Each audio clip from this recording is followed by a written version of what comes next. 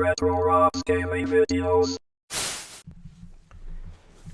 Hey, Rob here, and today we're going to be unboxing the SteelSeries Rival 700 mouse. This is one heck of a gaming mouse. Well, hopefully it will be. This is replacing my venerable Logitech G300 right here, which I have had for quite a while now. I tried to replace it with the G750, but I really did not like the look and feel. Well, it's not really anything to do with the look. I didn't like the feel of the mouse very much. I thought it was too wide in the body. I found it kind of just, I don't know, it just felt odd in my hands. I find that with a lot of gaming mice that they're really made to look cool and not necessarily work real well. I think the classic mouse design works better. I saw the Rival 300 at Best Buy, and they fortunately had a display one, which I was able to try out, and I really liked the way it felt. So that is one of the reasons why I bought it. Obviously, the other reason is the features are pretty amazing on this. Yeah, they're stupid. Well, I don't know if it's stupid. Yeah, it's a stupid feature. But it actually has a display screen on it that, you know, it can count up things like how much ammo you have left. You can run like an animated GIF. I think it runs at like 10 frames per second. So it's really just kind of a gimmick. But, you know, cool nonetheless. It's a neat thing to add to a gaming mouse. Obviously, you can change the lights on here. It also has a kind of like a tactile alert function, they like to call it, but it's kind of like a rumble. They center it in the controller so it doesn't affect gameplay though, and it's not like strong enough to kick the mouse around like it would be with a controller, so it won't mess up your gaming supposedly, but you can actually feel it. But it's not, I don't think it's based on gameplay. It's more of a programmable feature that you can use to alert you to things that are going on in the game, as opposed to like part of the game. You can look right there. It shows some of the features. It's got, I think it goes from 100 DPI to 16,000 DPI. Just so you know, like stuff like this, polling rates do matter to me a little bit. This one's a little bit ridiculous. It's it's got a 1 millisecond polling rate, so that's 1,000 megahertz. That's a kilohertz polling rate. That's like ridiculous. That stuff doesn't really matter so much to me as much as the feel of the mouse, whether I can hold it decently in my hand. That's like the most important thing to me. I find that it can have all the features in the world, but if you don't like the grip on it, the mouse is pretty much worthless to you. Learn that the hard way. Does feature 2 cords, comes with 2 of them. It's a 3 1/4 foot and a 6 1/2 foot.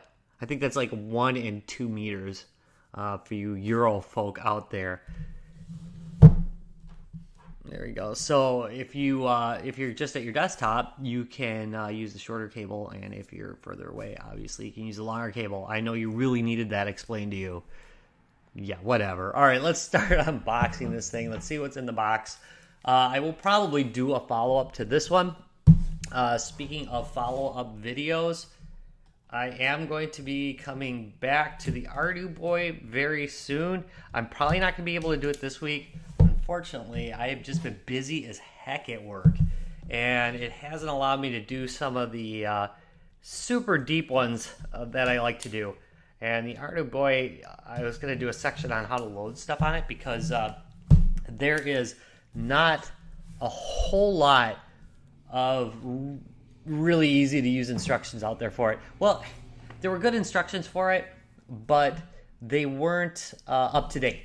That's a better way to put it. The stuff on Ardu Boy's site actually is up to date, but the stuff that's out there in the forums is not. It even tells you it's not up to date. Okay, so box-wise, that's a good solid box, which is good because I ordered this directly from SteelSeries, and they sent the thing in one of those stupid, bubble mailers. Really, guys? It's like $100 mouse. You don't mail that in bubble wrap. Anyway, fortunately, the box is pretty durable, so it didn't get real beat up. Why that matters to me is because I do tend to resell stuff when I get rid of it, so it's nice to have the box. People pay more if it has a box with it. Then they can fool themselves like it's brand new. So, how do we open this thing? What do you think? Freaking science here. What the heck? Oh, here we go. It's the only unboxing where you can't get it unboxed. No. Failed unboxings. There we go. All right. Oh, that is, boy, 10 out of 10 for making it look cool. Yeah. Presentation, quite nice.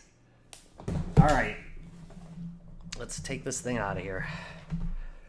All right, so there are 7 programmable buttons. Obviously, they can be reprogrammed. Obviously, the DPI can be reprogrammed on the fly. If you look right here, this is where the display is. Button, button, button. This is kind of a rubbery feeling thing. Button, button, button, button, obviously. Yeah, quite nice looking. Feels good in the hand as I had expected. It's a real basic design. I like that. I found over time it's best not to reinvent the wheel. This, of course, will light up. This screen, of course, will light up. And let's take a look at what else is in here.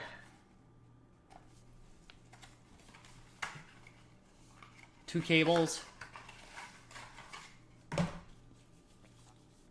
And a manual. There's the Rival 700 manual. Looks like just a quick start guide. Tells you how to program it. You can load your own little animated GIFs onto the screen, which is kind of cool. There's the cables. They are braided, so they're pretty nice. I always like braided cables. I don't really like it when they just send you like a cheapo cable. Even the rubber one is actually decent rubber. So yeah, the shorter one's rubber. The longer one is braided. But at least it isn't like that cheap plasticky feel. This one's actually got a fairly decent cable on it, but it still feels kind of plasticky. Size-wise, here, let's take a look at it. It is right in line there with my current G300. And here is my first actual gaming mouse, which is the Razer. I believe it's the Ouroboros. And this is the Revision 1 Ouroboros. This is not the Rev 2. The Rev 2 is more plasticky. Let's talk about this one for a while. I already did a video on it versus the newer, more plasticky one. This is a Rev 1. So you can see the size difference there. And this one, a lot of people don't like. This is a claw grip. This one, supposedly, you can palm grip or claw grip. And that seems to be true. It seems pretty good. Man, there's a lot of buttons on that. Not as much as on this, though. It's just a lot of buttons on the side. It's weird. Oh, anyway. All right, so that is the Rival 700. I will be plugging it in and testing it, and I'll give you kind of a 1-week review of the thing next week. So, till then, hang in there. I do have one haul video coming up very soon, like this week. And then next week, it's back to the Ardu Boy. 1 week with this, 1 week with the Ardu Boy. And we're going to go back to the GPD-XD, where I've got a few... GPD-XD? Yeah, GPD-XD, where I've got a few games I want to show you running on there that I thought you might be interested in. All right, thank you very much for watching. If you have any requests, other than nasty ones, people, come on, keep it clean. You can email me at RetroRob. Yeah, if you misspell it, I'll get it anyway. But RetroRob@guysgamesandbeer.net. Obviously, you can get a hold of me in the comments below. If you enjoyed this video, please do me a favor, give me a thumbs up, and subscribe for more. Bye.